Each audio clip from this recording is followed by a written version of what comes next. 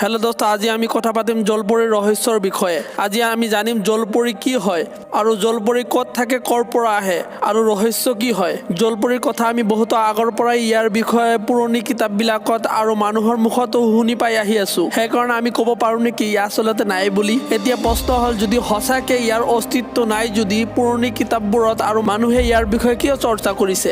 এইটো হ'ব পাৰে নেকি যি বস্তু নাই আৰু তাৰ বিষয়ে এনে কিতাপত আৰু মানুহে আলোচনা কৰি থকা বুলি, বা ইয়াৰ সত্যতা বেলেগ কিবা হয় নেকি? ইয়াৰ বিষয়ে আজি আমি ডিটেইলছ হিচাপে জানিম যে ইয়াৰ আচলতে সত্যতা কি হয়। জলপৰী পানীৰ এনেকুৱা প্ৰাণী হয় যাৰ ওপৰৰ ভাগ মানুহৰ দৰে আৰু তলৰ ভাগ মাছৰ দৰে হৈ থাকে। প্ৰাচীন কথাৰ অনুসাৰে জলপৰী নিজৰ ধুনীয়া সুৰেৰে গাই মানুহক নিজৰ ফালে আকৰ্ষিত কৰিছিল, যাৰ কাৰণে মানুহৰ ধ্যান সিহঁতৰ ফালে ভটকি গৈছিল। ইয়াৰ ধুনীয়া গাই থকা সুৰ শুনি মানুহে চলি থকা জাহাজৰ পৰা পানীত জঁপিয়াই দিছিল, কেতিয়াবাতো গোটেই জাহাজখন পানীৰ ভিতৰত সোমাই গৈছিল।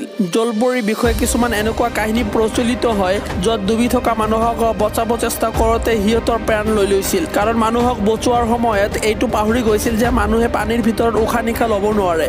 আহক জানি লওঁ জলপৰীৰ লগত জড়িত এটা প্ৰাচীন কথাৰ বিষয়ে। এই কাহিনীৰ বিষয়ে কোৱা হয় যে এইটো জলপৰীৰ প্ৰথম কাহিনী হয়। আচাইৰণৰ ৰাণী এটলাণ্টিছ, যিয়ে চেমিৰমিছৰ মাক হয়, এজন ৰখীয়ালক বহুত ভাল পাইছিল, যাক কিবা কাৰণত মজবুৰত পৰি নিবিচাৰিও হত্যা কৰিবলগীয়া হৈছিল। এই ঘটনাৰ কাৰণে তাই নিজকে মাফ কৰিব নোৱাৰা হ'ল আৰু তাৰ ফলত তাই এটা নদীত জঁপিয়াই দিয়ে, আৰু কোৱা হয় যে এটা মাছৰ ৰূপ ধাৰণ কৰি লয়। কিন্তু পানীও তাইৰ সুন্দৰতা লুকাই ৰাখিব নোৱাৰিলে, আৰু ইয়াৰ কাৰণে তাইৰ আধা শৰীৰ মানুহৰ দৰে থাকি যায় আৰু তলৰ ভাগ মাছৰ দৰে হয় বুলি জনা যায়। এইটো গ্ৰীকৰ আটাইতকৈ পুৰণি কাহিনী হয় যিটো মানুহৰ মুখৰ পৰাও শুনা যায়। এতিয়া মই আপোনালোকক জলপৰীৰ আৰু এটা কাহিনী শুনাব গৈ আছো। এটা প্ৰচলিত কাহিনীৰ অনুসাৰে আলেকজাণ্ডাৰৰ ভনী মৃত্যুৰ পিছত জলপৰী হৈ যায়। জলপৰীৰ ৰূপ ধাৰণ কৰি দ্বিতীয় জন্ম লৈ জীয়াই থাকে বুলি জনা যায়, আৰু যেতিয়া তাইৰ ওচৰেদি কোনো ধৰণৰ জাহাজ পাৰ হৈ যাব ধৰে, তাই সেই জাহাজক ৰখি প্ৰশ্ন কৰি থাকে যে মহান আলেকজাণ্ডাৰ জীৱিত আছে নেকি। তেতিয়া সিহঁতে সঁচাকৈ যদি উত্তৰ দিয়ে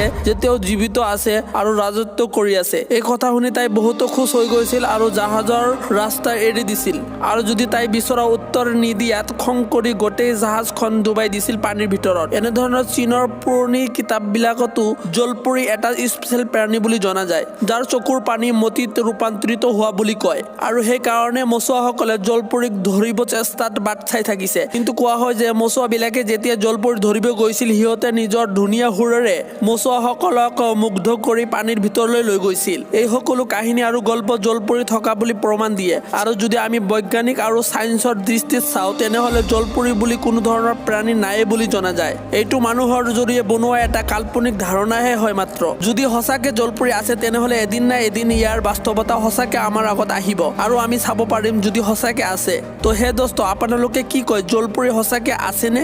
ইয়াৰ বিষয়ে আপোনাৰ মনে কি কয় কমেণ্ট বক্সত নিশ্চয় জনাব। আশা কৰোঁ আপোনাৰ ইয়াৰ বিষয়ে জানি ভাল লাগিছে, আৰু নতুন নতুন অদ্ভুত ৰহস্য জানিবলৈ ভিডিঅ'ৰ তলত থকা ৰেড কালাৰৰ ছাবস্ক্ৰাইব বটনটো দবাই দিয়ক। ভিডিঅ' চোৱাৰ কাৰণে চবকে ধন্যবাদ। প্লিজ ছাবস্ক্ৰাইব কৰা পাহৰি নাযাব।